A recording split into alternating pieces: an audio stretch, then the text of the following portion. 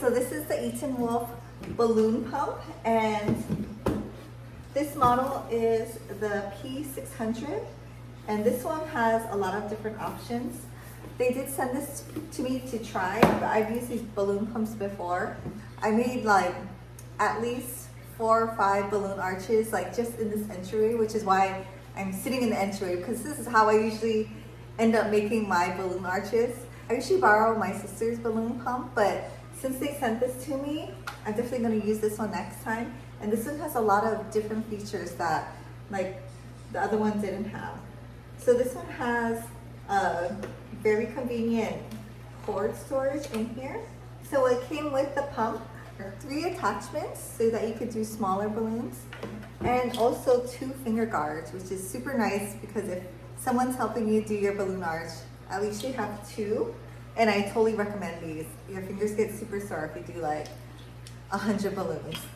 If you do a balloon arch, definitely get a machine. Do not try to blow it up manually. That will take you forever.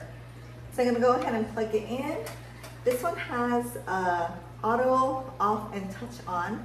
I do like the touch on feature when I use the balloon pump. And this one also has a setting for foil, long balloons, and round balloons. So today I have some just regular latex round balloons. I'll show you how to use this. So I believe this is just a 12-inch latex balloon. So you just apply it, the end on here, and push down. Super easy. And then you get the finger guard with the scoop part up, and you just hold it with one hand, go around this way, and hold it under. And it's tight. No sore fingers. Let's try another one. So this one is also touch on, and then this one is for the attachments.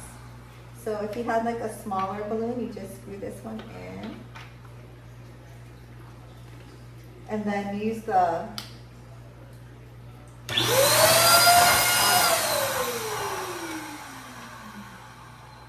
now let's do this one again.